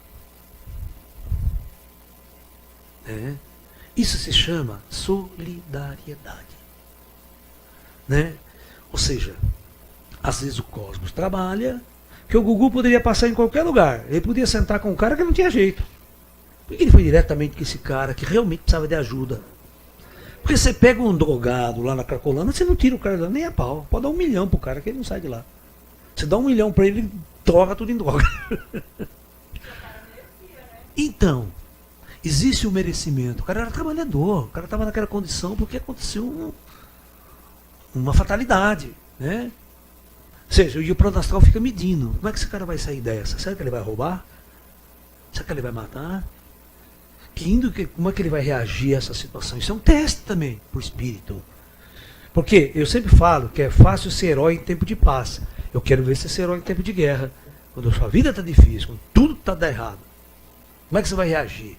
Você vai sair roubando? Você vai sair matando? Você vai sair agredindo todo mundo? É? Entendeu? Então a vida, ela dá voltas. Exatamente. Exatamente. Ele passou por uma dificuldade muito grande, aí veio uma luz. Um anjo caiu do céu, né? Em forma de Gugu, em forma de um programa. Vai saber, né? Você está entendendo? Né? Já arrumaram, comprou a Kombi, Gugu já arrumou emprego para ele, deu uma casa novinha para ele, trouxe sua família, uma festa. Né? Que merecia. Tem gente que não merece. Como você vê uma pessoa com depressão? Pode ser alguma coisa de vida passada que ela vai trazer? Complicaram alguma coisa? O lance é o seguinte, depressão tem vários motivos. Às vezes tem muitas pessoas que são guerreiras, são fortes, guerreiras, enfrentam a situação. E outras emocionalmente são muito frágeis. Muito frágeis. Elas não conseguem sair do buraco que pula dentro. Eu sempre falo que casamento é o tipo do buraco que nós decidimos, nós cavamos e pulamos dentro. Depois fica pedindo Deus para a gente sair do buraco. Né? Aí Deus fala, lasca aí, meu, o problema é teu. Né? Você escolheu, é seu Dharma, você quis, né? Né? Aquela vez só dormindo com o inimigo, né? Aquele filme, tem até o filme, né? Né? Mas antes de conhecer o senhor, eu estava numa depressão profunda. Eu pedi um casamento porcaria, uma vida porcaria, uma filha adolescente tentando difícil. Olha Eu só. não sabia como estava ruim. E quando eu conheci o seu trabalho, eu comecei a deixar a coisa rolar, eu meti o pé na bunda do marido. Ótimo. Eu falei para ele, ó, você faz o que você quiser e vai ter consequência. Tipo assim, eu só acompanhou. Então, Olha que bom, né? Que legal. Você vê, é a iniciativa dela. Eu só fui um pontapé, né? Que podia ser qualquer livro que você pegasse e lesse também, qualquer mestre que você tivesse encontrado. Mas no caso você cruzou com umas palavras minhas, né? Eu sou apenas um professor, né? Que fico repetindo o que o Buda falou, que Cristo lá isso não traz nada de novo. Que Jesus já não falou, que Buda já não falou, que Chico Xavier já não escreveu. Sabe? Ah, sim. Nós somos porra louca aqui. Né? Nós somos cara, vocês não podem comparar o Laércio com o Chico Xavier, com o Divaldo. Eles são santos. Esses caras são santos. Eu sou um porra louca. É diferente. Entendeu? Pô. Né? A gente é bem-humorado, brinca, se diverte, a gente ri da nossa desgraça. Né? E vamos levando a vida. Vamos aprendendo com a vida. Oi, eu acabei a história. O que eu estava contando? Eu esqueci. Depressão. O que é depressão, cara? É uma coisa muito simples de ser explicada. Ele é muito simples, vem da natureza do ego do indivíduo, da pessoa. Você quer ver como é que é fácil entender depressão? E às vezes não vem de vida passada. É uma burrice nossa aqui. Né? Mas que é difícil os terapeutas consertar. Sabe? Porque os terapeutas, eles não enxergam esse fio da meada. Tem uma coisa muito interessante. Quando eu fico falando para vocês aqui, né, 170, vocês sabiam que quando chega em 1900, a gente atingiu um bi. Um bi. Então todas essas almas excedentes vêm chegando de fora, certo? Tá ok? Nesse últimos 100 anos, 1900, até, pode colocar 2000 aqui. Daqui até aqui, chegou 6 bilhões de almas a mais. É óbvio que essas 6 bilhões de almas estão na primeira encarnação na Terra. Não tem como ela reencarnar. só estava reencarnando quem veio reencarnando lá atrás, chegando lá atrás. Mas chegou 6 bilhões tudo em 100 anos, de uma vez só. Todo esse pessoal é extraterrestre. E a regressão vai cair num planeta lá onde o Judas perdeu a bota. Né? E outra, cara. Que rosto que você tinha. Né? Imagine você dar de cara com um réptil. Eu era um réptil. Né? Era um reptiliano em outro planeta. Vim encarnar com esse corpo aqui. Né? Pelo menos não vai começar a fazer regressão de vida passada. Você vai ver onde vai dar. Né? Cobra tem muito aqui. Principalmente sogra cascavel. Né? É. Alma velha. Todos nós somos almas velhas. Só que tem almas velhas na Terra e tem almas que chegaram de outras estrelas para encarnar pela primeira vez aqui. Né? No final do campeonato. Né? O que eu ia falar? Eu ia falar depressão. Depressão. Vocês vão ver que depressão ela tem muito a ver com a fragilidade da pessoa, a capacidade de ela se autotransformar e de enfrentar obstáculos, enfrentar dificuldades. Então, tudo começa nesse planeta com desejo.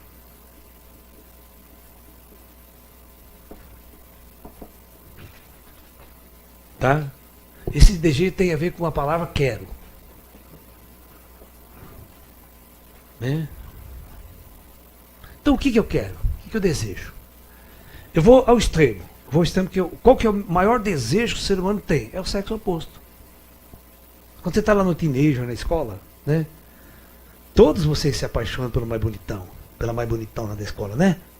Só que todo mundo sabe, todos vocês foram para uma escola, na época de vocês, tinha umas 10 meninas que eram bonitas, o resto era levável.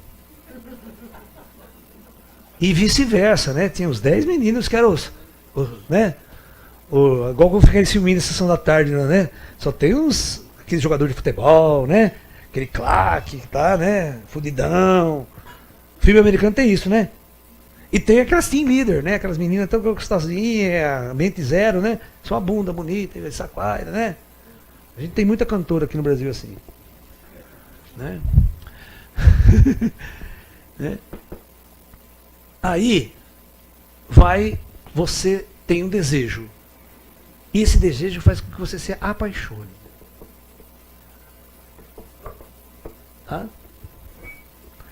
E o tempo vai passando, e você não conquista o fruto do seu desejo. E você começa a fazer de tudo.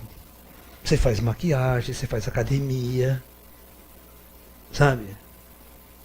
Né? Você compra uma moto, tudo para impressionar a pessoa amada. Quer que você se apaixonou. Mas você é feio, cara. Sabe que feio não tem jeito. O Roberto Carlos tem uma música. E aí daquelas músicas, né? De corno, sertanejo, platão, essas coisas que a gente está acostumado a ver na música. O Roberto Carlos tem uma música assim, muito interessante. É bonita a música até, né? Ela fala assim: todas as vezes que você passa e nem me vê, fico pensando o que eu faria pra ter você. Por mais que eu faça, não adianta, você nem nota minha existência. Os dias passam correndo, vou acabar te perdendo. Preciso dar um jeito de chamar a sua atenção. Tadinho, dá dó, né? Aí vem a segunda parte que é triste, é triste. Ele fala assim: o meu melhor sorriso eu dei, você não viu? Eu gritei seu nome, mas mesmo assim você fingiu que não ouviu. Foda, né? É. Aí vem o desfecho, né? Que daí a coisa aí plagiou essa letra do Roberto Carlos, né? Como é que chama essa mulher, essa cantora? Ana Carolina, ela plagiou essa música do Robertão. Que ele fala assim: Por mais que eu faça, não adianta, você não nota minha existência. Os dias passam correndo, vou acabar lhe perdendo. Só me falta ficar nu pra chamar sua atenção. Aí fudeu, ela pega o negócio desse tamanho, ah, tá fora. Já era feio com roupa, sem roupa então vai. Aí o nego não vai pegar nunca mesmo, né?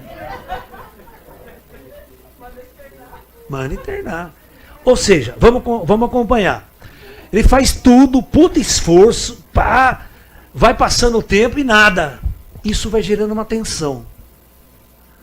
Essa tensão interna, e a menina, se for menina e se for o menino, fica 24 horas só pensando nela. Só pensando nela. Sabe aquela música também, do sertanejo? Isso chama uma coisa que nós vamos chamar de ansiedade. Isso vai gerar uma ansiedade. E essa ansiedade, ela vai criando tanto ansiedade, tanto, que ela começa a passar por uma fase que chama estresse. Aí, presta bem atenção, minha filha. Aí esse cidadão vai numa festa do peão, e encontra aquela menina aos beijos e abraços com um gostosão, que tem uma cabine dupla, e ele vai de bicicleta. Ele é pobre e feio. Se fudeu, né? Como é que ele volta para casa? Hã? Como é que ele volta para casa? Ou seja, tudo que ele construiu desabou. A expectativa. E aí, ele começa a ter fantasias. Ele vai ver a menina dando pro outro. Na cabeça dele. Aí ele se destrói. Aí, o cara fala, tô down. O que é down, né? Caiu no buraco, foi pro fundo. Isso é depressão, aí o cara não sai. Fica lá, minha vida acabou. Né? Sem ela eu não vivo. Sabe aquela coisa, sem ela eu não vivo, né? Eu amo ela, sabe? Essa merda toda aí. Esse é o nosso mundo. Vocês têm 1000 desejos diferentes. Sabe? Eu quero comprar um carro e não compro, não tem dinheiro, né? Passa com a BMW, você com Fusqueta, vai competir. Meu Neymar, puta, né? Ferrari ganha 50 bilhões por ano, né? Aí você quer ser jogador de futebol também. Você se mata para ser jogador de futebol, só que no Brasil você já viu, né? Esse time de merda que tem, hein? Olha o jogador ruim que tem, mas pelo amor de Deus. Eu tenho medo desse jogo hoje em dia. A minha avó joga melhor que esses caras.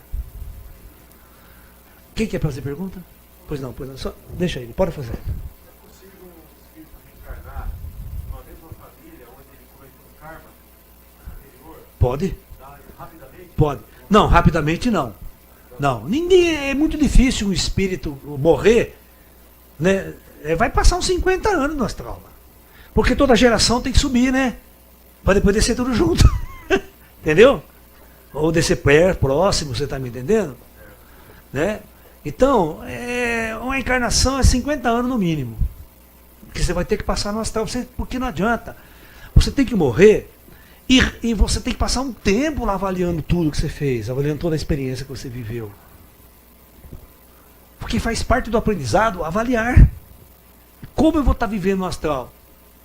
Né? É louco? Hã? É raro. Tem por exemplo, não é que, por exemplo, tem um caso dessa mulher que escreveu o livro e deu esse filme famoso, né? Minha Vida na Outra Vida.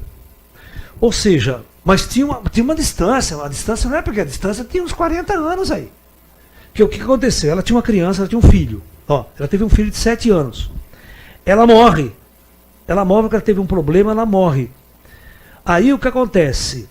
Ela, 40 e tantos anos depois, ela reencarna.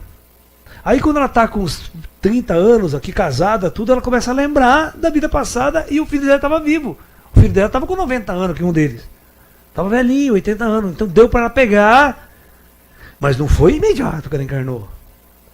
Sabe? Então são casos assim, esse filme é muito interessante, né? Vocês assistiram? se chama Minha Vida na Outra Vida.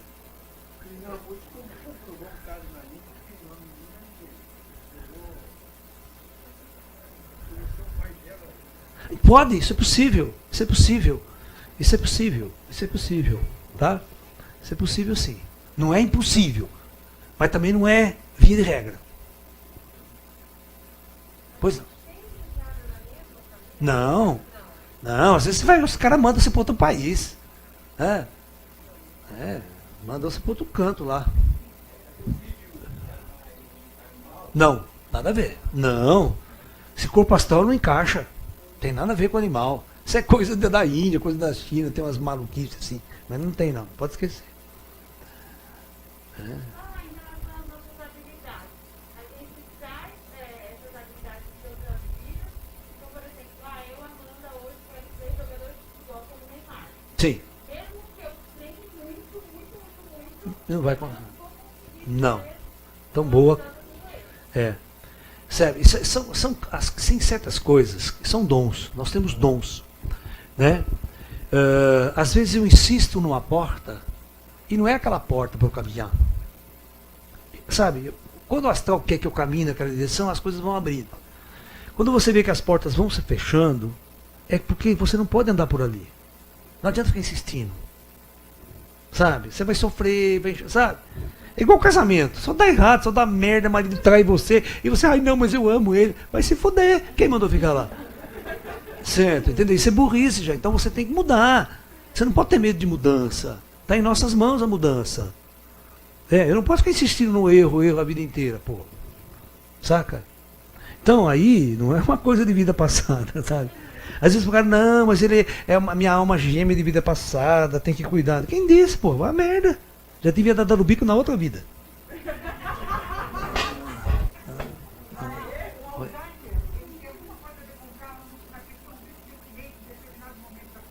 Então, cara, você vê, o Alzheimer é uma doença de velho, né? Na maioria dos casos, né? Deterioramento de tecido cerebral, aquela coisa. Já tá ficando velho, né? Tem que trocar o corpo mesmo, certo? Mas é engraçado que as pessoas viram criança, né, cara? Né? Graças a Deus minha mãe morreu sã, meu pai também. Né? Vocês não têm noção como é que meu pai morreu no hospital. Vocês não têm noção. Meu pai morreu cantando música antiga, do Nelson Gonçalves, cantando música do Ataúfo Alves. Né? O velho, sã a vida inteira, até uma semana antes dele se internar no hospital, pegava ônibus. Sabe? 93 anos de idade.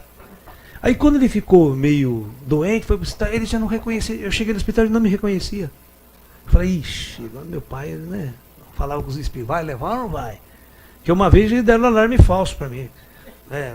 Não sei se nós vamos levar o velho agora, se não vamos. Porra, sem decisão. Não, tem as coisas pra falar. Então quando eu cheguei no hospital, meu pai, lúcido assim, mas não reconhecia eu. Quem é você? Quem é você? Pai, sou eu, sou Laércio, pai. Laércio. Passava 10 minutos, ele começava a cantar.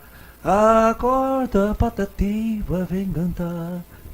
2 horas da manhã, ele cantando no quarto, acordava todo mundo no hospital. Cara, meu pai morreu morrendo, disse que ele morreu. Morreu cantando a noite inteira, numa boa. Falei, puta merda, que legal, né? Que legal. E outro dia que o velho passou em casa lá, né? Ele passou em casa, primeiro foi ver meu irmão. Ele entrou no quarto do meu irmão sentou na cama. Ô pai, o senhor tá aí? Ô filho, desculpa, você não tá com medo de mim não, né? Falei, não pai, você vai ter medo do senhor, você tá louco, né? Vamos conversar, o senhor tá bom? Tal, não, tô bom. Fica tranquilo, tô bom pra caramba. E meu pai era assim, mesmo vivo, ele não morava em casa. Ele separou da minha mãe quando tinha uns 13 anos de idade. Construiu outra família e tudo e tal, né? E meu pai, quando ele vinha em casa, ele ficava assim, 5 minutos e ia embora. A mesma coisa. Passava, ele, não, filho, tá tudo bom aí, tá tudo bom, tá bom, tchau, vai embora. Mesma coisa, mudou nada depois de morto.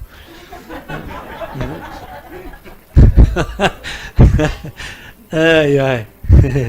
Mas é um carinho que tem, né? Um amor que a gente tem, meu pai, minha mãe, Eu sempre, né, tive o maior carinho pelos dois, né? Embora vivessem em famílias separadas, não tem nada a ver. Aprendemos a romper com esse elo, né? Deveria, deveria. Mas quando as pessoas encarnam que elas não têm, elas perdem a noção. É, mas aí é que tá, né? Quem projetou tudo isso, os caras lá em cima, né? Que esse é o caminho. Caminho do primeiro esquecimento para você viver uma experiência profunda. Né? Porque imagine você, se você tivesse uma certa consciência, você encarna e você tem consciência que você matou sua mãe. Matou e torturou sua mãe na vida passada. Pô, como é que você vai levar a situação? Né? E a sua mãe, lá no astral, tinha um puta ódio de você que você matou encarnando. Então os negros esqueceram que aí a tua mãe tinha um ódio de você. E você nasce aqui, ela vai embalar você, aquele maior amor, maior carinho, sabe? Por você. E você também, maior carinho por tua mãe e tal. Né? Mas você não sabe disso. Aí você morre, os dois morrem. Aí a sua mãe chega lá no astral e fala assim, pô, cadê aquele filho da puta que na vida passada me torturou, me matou? Quero encontrar com ele porque eu tenho contas para ajustar. Aí o pessoal do astral fala, não, aquele cara, que você está procurando aquele cara? Ah, ele é teu filho lá. E a mãe fala, puta que pariu, e agora? Como é que eu posso odiar alguém que eu amei nessa vida? Continuar odiando alguém que eu amei muito. E quando o filho morre, é a mesma coisa. Né? Eles vão se encontrar e reconhecer. Na época que eles vão lembrar de vidas passadas, eles vão saber quem eles são e como eles resolvem essas teias atáveis de ódio do passado, colocando essas coisas unidas para ter um carinho, um amor pelo outro. Né? Não tem outro jeito, só o amor conserta. Só o amor conserta.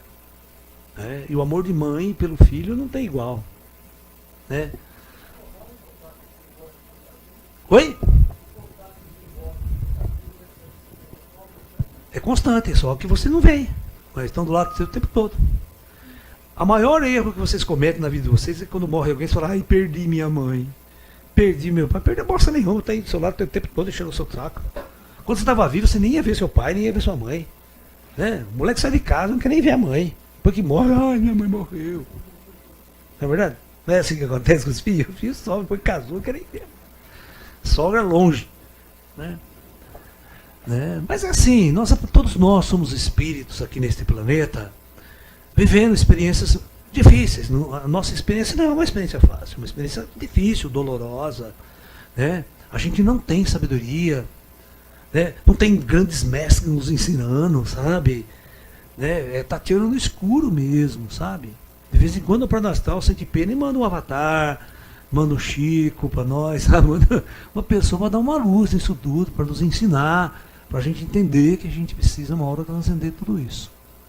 Mas não é fácil. Não é fácil. Você falou uma coisa interessante, que a consciência não é correspondente à memória. Não. Então, quando você falou do amor, parte do amor Exatamente. É a ferramenta que une o universo, sabe? Quando o espírito se eleva, ele começa a viver esse estado de consciência, esse estado de união com o outro, tal. Né? Eu vou contar uma história para vocês. Vocês já viram aquelas guerras japonesas, samurais, aquelas brigas de samurais famosos? Hã? Tem um na Netflix aí muito interessante, que é o Battlesai. Conhece o Battlesai? Essa é a história real, é o Samurai X. Tem três filmes, é a origem, depois o mediano e depois o final. Né? Essa história é verdadeira, ele existiu, ele é um samurai que existiu, ele lutou no período para derrubar o shogunato e instalar o império japonês novamente. E é muito engraçado que ele era um guerreiro muito hábil, muito hábil. Ele morreu de velho e nunca morreu numa batalha. E ele matou 200.000 pessoas, mas matou muita gente. Mas ele falou assim, eu nunca matei na minha vida alguém que não tivesse uma espada na mão. Sabe? E eu lutei por uma causa. Ou seja, eu lutei por uma causa. A causa era libertar o Japão daquele shogunato, daquele gente ruim e implantar uma nova era. Então, ele falava assim, né? Eu estou trabalhando para implantar uma nova era. Quando a nova era chegar, eu vou aposentar minha espada. E quando o shogunato cai, realmente ele some por 10 anos. E aí ele reaparece.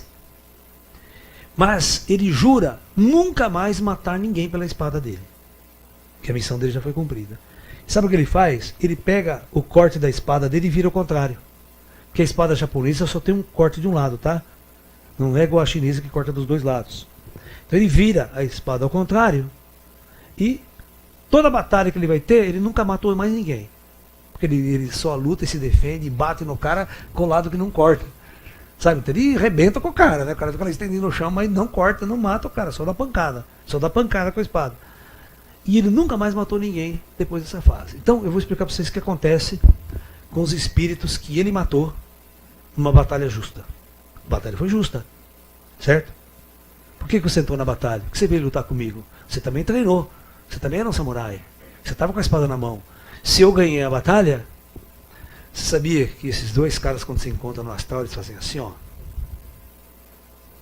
se reverenciam e falam assim: eu agradeço pela grande honra de ter morrido sob a sua espada, como um guerreiro. Eu já vi muito disso.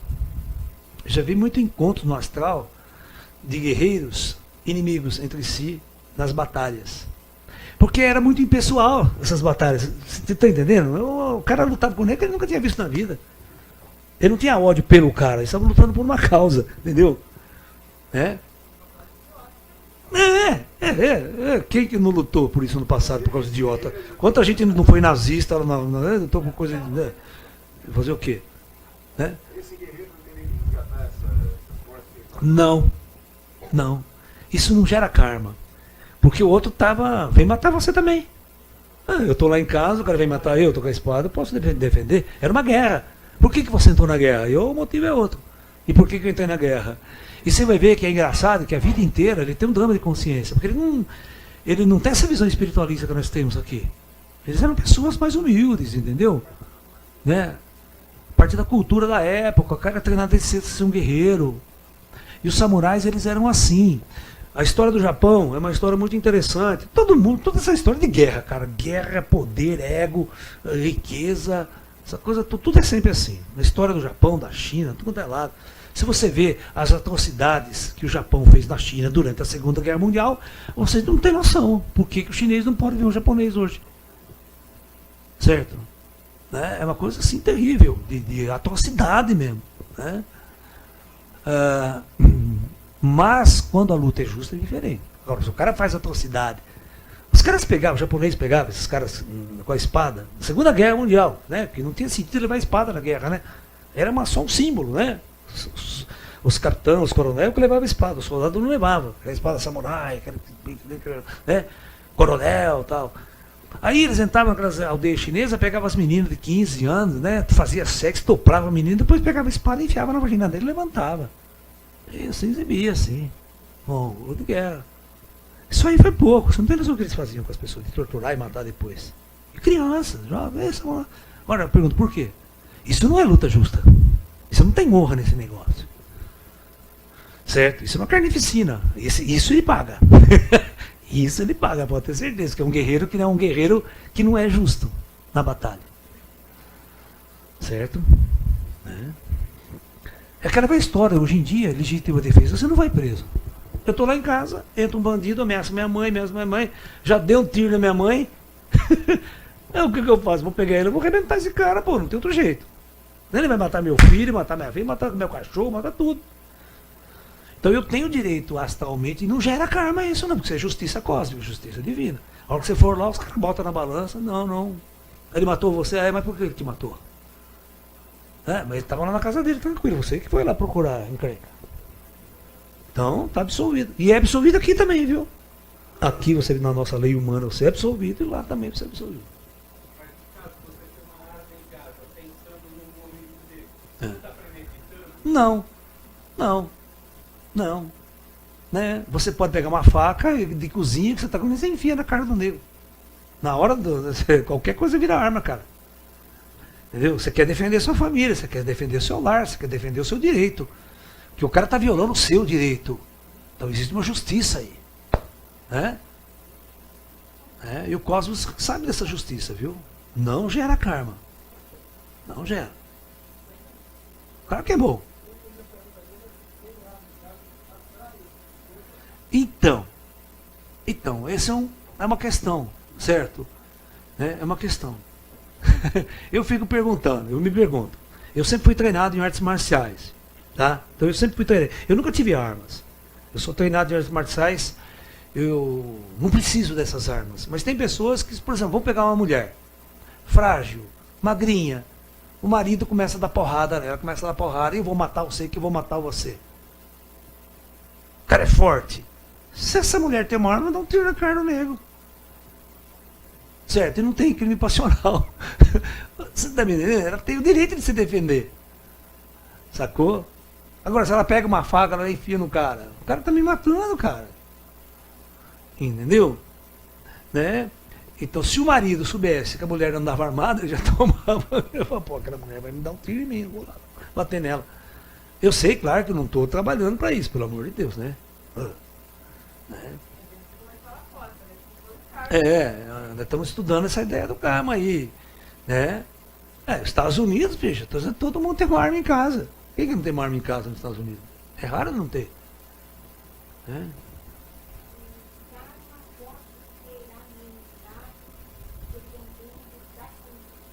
Não, já falei que não.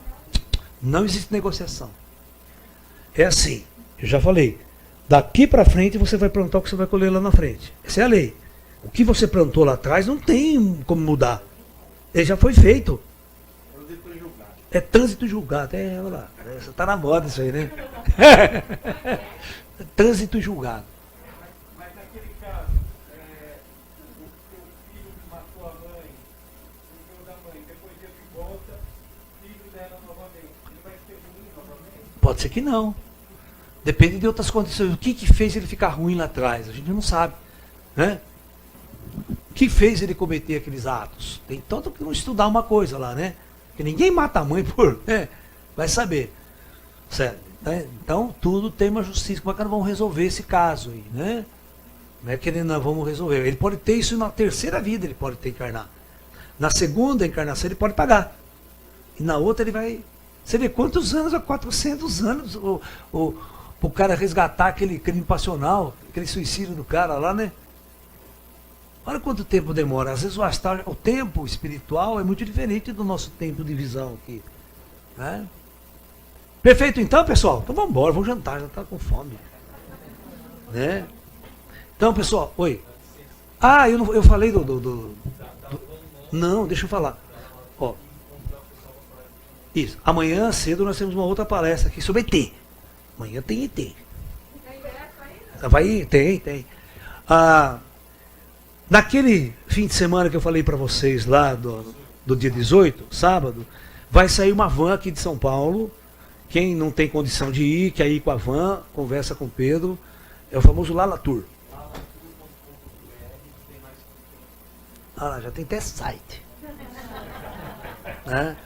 E o Pedro coordena a van, transporte para ir nesse encontro lá em Limeira de cura espiritual. Vocês vão conhecer a pirâmide que nós fizemos lá. Vai e volta no mesmo dia. Quando acaba. Perfeito então, gente? Precisa mais um recado?